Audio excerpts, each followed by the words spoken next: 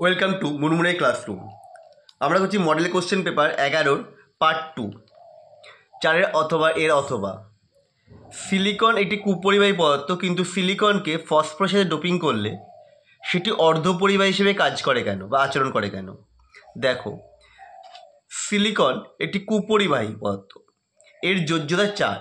একে ফসফরাস অর্থাৎ পঞ্চজি মৌল দিয়ে ডোপিং করলে পি এর বন্ধনে অনিযুক্ত একটি বাড়তি ইলেকট্রন থাকে, মানে যেটা বন্ধন করতে পারলো না, যা তড়িৎ পরিবহনে সক্ষম।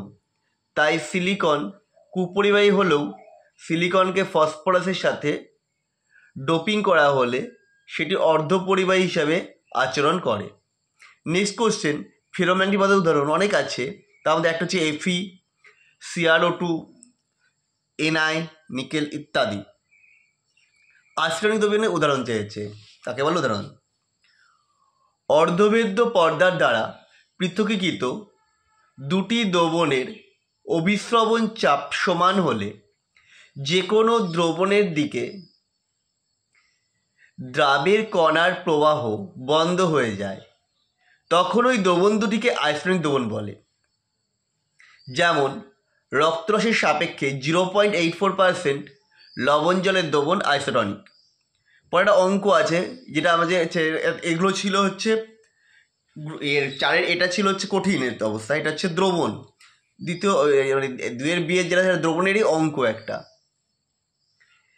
300 গ্রাম জলে 5.85 গ্রাম NaCl দ্রবীভূত আছে। প্রাপ্ত দ্রবণের হিমাঙ্ক নির্ণয় করো। Kf এর মান দেওয়া আছে। আমরা কি জানি, ΔTF = Kf W2 × 1000 / M2 W1। ভ্যালুগুলো আমরা সব পুট করে দিলাম, এলো 1.24।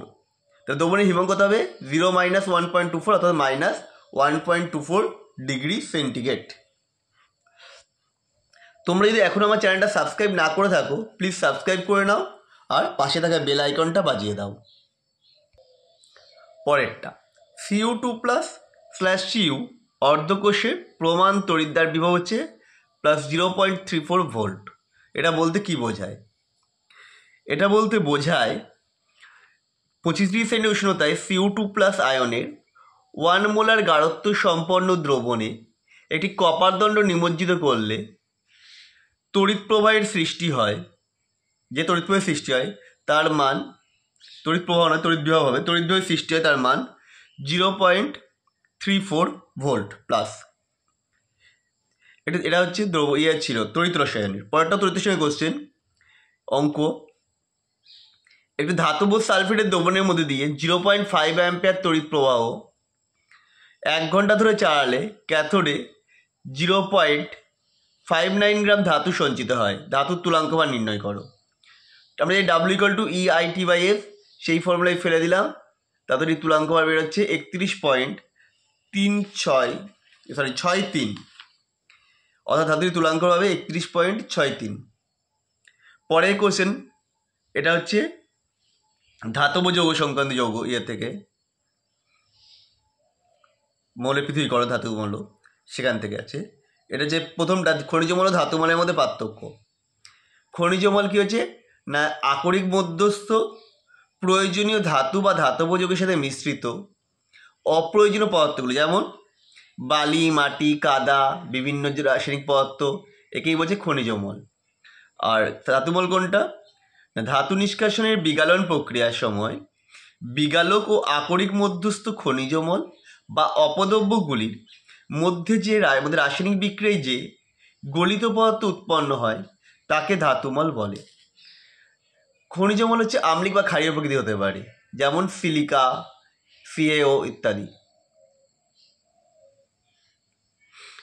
আর ধাতু মল হচ্ছে লবণ জাতীয় পদার্থ। আচ্ছা, এখানে উদাহরণটা একটু দেখে নেবে, যেমন সিলিকা SiO2 হচ্ছে আম্লিক বিগালক, এটা লিখে দিই, এটা আম্লিক বিগালক।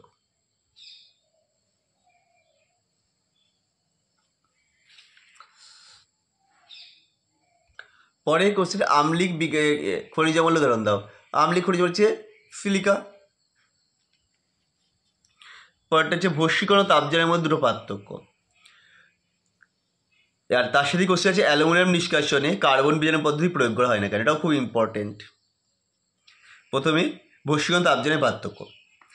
বশীকরণে দেখো, এই প্রক্রিয়ায় আকরিককে এর গলনাঙ্কের চেয়ে কম উষ্ণতায় নিয়ন্ত্রিত বায়ুপ্রবাহ উত্তপ্ত করা হয়।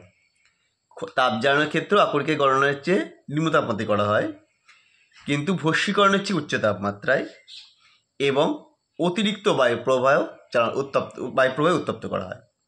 বশীকরণ হচ্ছে কার্বন আকরিকের ক্ষেত্রে ব্যবহার করা হয়, আর তাপজান হচ্ছে সালফাইড আকরিকের ক্ষেত্রে ব্যবহার করা হয়। পরেরটা, অ্যালুমিনিয়াম তীব্র তড়িৎধনাত্মক মৌল হওয়ায় অক্সিজেনের প্রতি এর তীব্র আসক্তি রয়েছে, তাই Al2O3 খুব সুস্থিত। তাই উচ্চ উষ্ণতায় একে কার্বনের দ্বারা বিজারিত করা সম্ভব হয় না। খুব উচ্চ উষ্ণতায় অ্যালুমিনিয়াম কার্বনের সাথে বিক্রিয়ায় অ্যালুমিনিয়াম কার্বাইডে পরিণত হয়, তাই অ্যালুমিনিয়ামকে কার্বন বিজারণ পদ্ধতিতে নিষ্কাশিত করা হয় না। পরের কোশ্চেন, এটা হচ্ছে ওই ডি ব্লকের মৌল। 3D সারির সর্বাধিক জারণ সংখ্যা প্রদর্শন করে কোন মৌল? এটা হচ্ছে ম্যাঙ্গানিজ।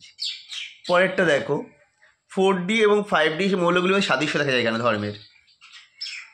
4D ও 5D মৌলগুলির ধর্মের সাদৃশ্য দেখা যায় কারণ 5D উপকক্ষে ইলেকট্রন পূর্ণ হওয়ার আগে 4F উপকক্ষটি ইলেকট্রন দ্বারা পূর্ণ হয় বা সম্পূর্ণ ভর্তি থাকে, ফলে ল্যান্থানাইট সংকোচন ঘটে।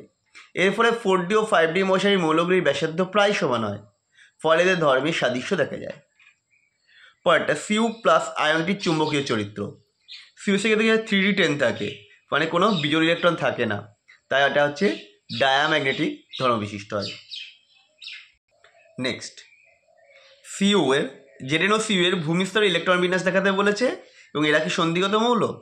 ইলেকট্রন বিন্যাস Zn এর জন্য হচ্ছে আর্গন 3D10 4s2, আর Cu এর হচ্ছে আর্গন 3D10 4s1।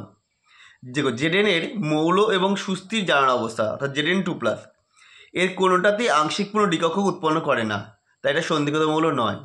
কিন্তু Cu এর সুস্থির জারণ অবস্থা Cu2+ এ আংশিক পূর্ণ দ্বিকক্ষক অর্থাৎ 3D9 বর্তমান থাকায় এটি সন্ধিগত মৌল। আমাদের ভিডিওটা কেমন লাগলো অবশ্যই কমেন্ট করে জানাও। আবার দেখা হবে নেক্সট ভিডিওতে, যেটা হয়তো একটু টাইম লাগবে কারণ মাঝখানে আমি একটু থাকবো না। তো আবার দেখা হবে পরবর্তী ভিডিওতে।